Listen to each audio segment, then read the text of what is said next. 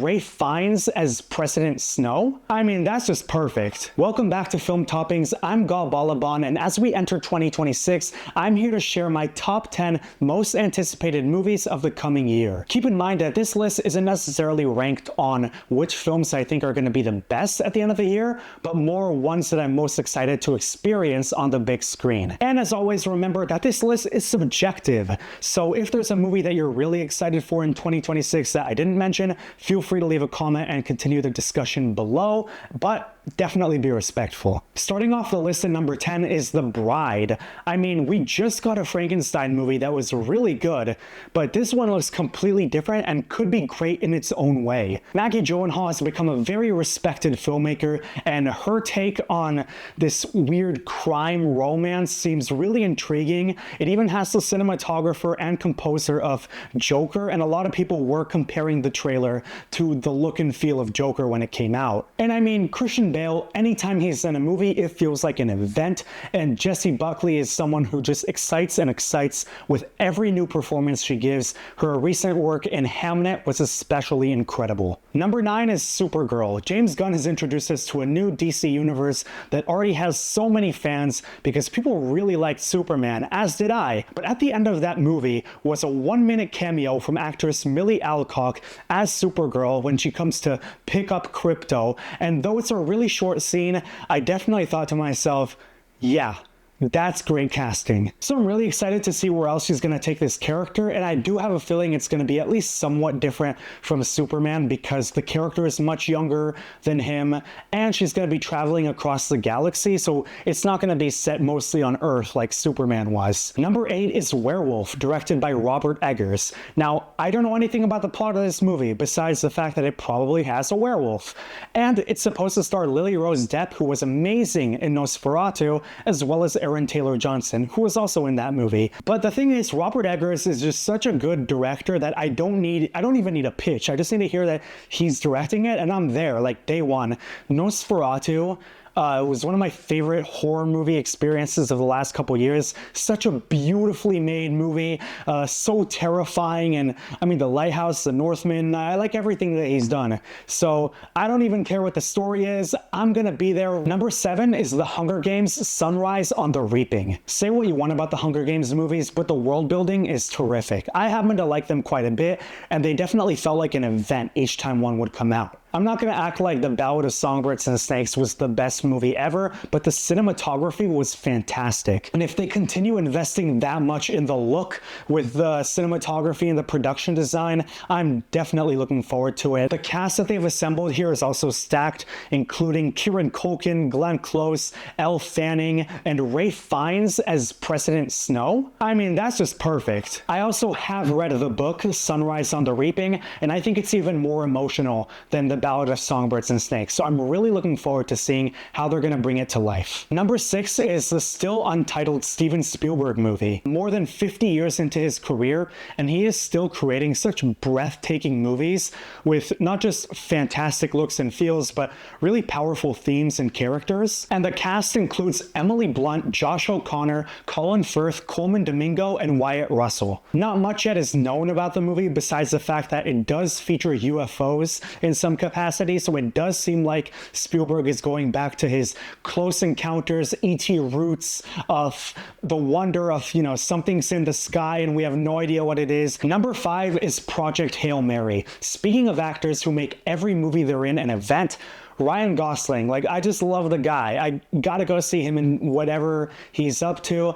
And I have read the book written by Andy Weir, who also wrote The Martian, and it's fantastic. It's honestly one of my favorite reads of the last few years. And from what I've seen from the trailer, I really love how they're bringing it to life, and they're really embracing the comedic edge that the book has too, and this idea that the main character is kind of a nobody. Like, he happens to be a brilliant scientist who believes this thing that no one else does, but yeah, he's just terrified and whiny and does not want to go on this mission. Besides that, you also have Sandra Hüller, who was riveting in Anatomy of a Fall, and again, I just really like how they're imagining this story so far, and I'm just a sucker for space movies. I know it's gonna look amazing on the big screen, and they're releasing it in IMAX, so I'm gonna be there. Number 4 is Spider-Man: Brand New Day. How are they gonna top No Way Home? I have no idea, but I also wonder if that's not the intent here. Now that one chapter of Tom Holland's Spider-Man story is sort of closed, I think they're going more into a mature, street-level direction with this next movie. And it's also intriguing at this point because we don't know exactly to what extent Zendaya and Jacob Batalon are gonna be in the movie after they forgot about who he is in the last movie. So far, they've just knocked it out of the park with that first trilogy, so whatever comes next is intriguing me, but especially the fact that Tremel Tillman is joining the cast, who I love so much in Severance, as well as Charlie Cox coming in as Daredevil and John Bernthal as the Punisher. Number 3 is Dune Part 3. Even though this is number 3, it feels very low for me, like for a Dune movie, because I don't know, just the past two were like even higher. They were either 1 or 2 in the years that they came out. But specifically this year, there are 2 that I had to put above it. Dune Part 3 is going to be the epic conclusion to Denis Villeneuve's trilogy, something that has really just made a cultural impact, and Dune Part 2 is one of the best action sci-fi movies I've ever seen in my life. The only thing I'm curious about is this movie is supposed to be set 12 years after Dune Part 2, but Timothée Chalamet, like, he hasn't aged 12 years. It's only been like 3 years. So it's gonna be funny to see him with like kids now. I don't know how they'll pull it off, but I'm in Denis we trust.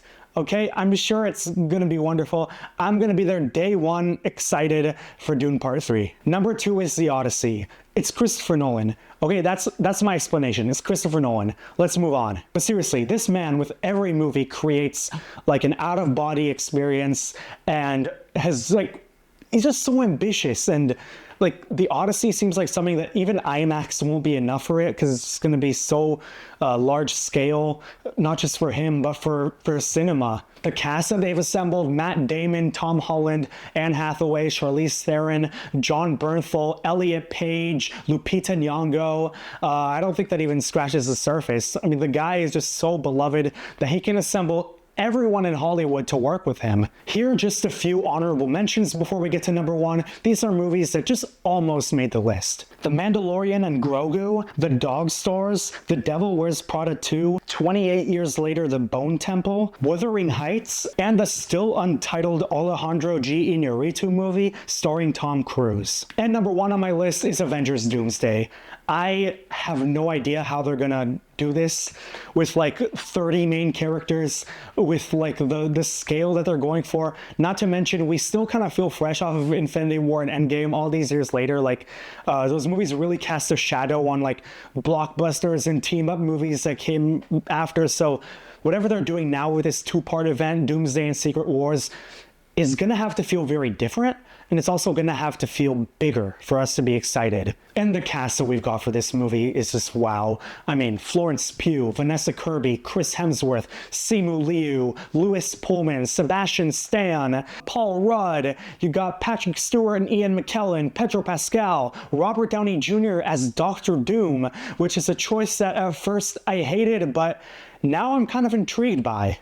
I know it's going to be epic, even if it doesn't end up reaching Infinity War and Endgame levels. I just hope that they focused more on emotional and impactful storytelling rather than just constant cameos and fan service. That said, I am really excited to see actors like Channing Tatum as Gambit or Alan Cumming as Nightcrawler after all these years. Like, tell me that's not exciting for like every single normal human being. Whatever, I have no regrets putting this at number 1. Like, my whole top 3 are movies that just feel like they promise a massive scale and have to be seen in the most ginormous screen. So we've reached the end of the list. Don't forget to drop the names of any movies that I didn't mention that you're particularly excited for. I'd love to continue the conversation in the comments. If there's anything you think that I forgot, be sure to leave a like on the video, click the subscribe button so you can stay tuned for more here on the channel.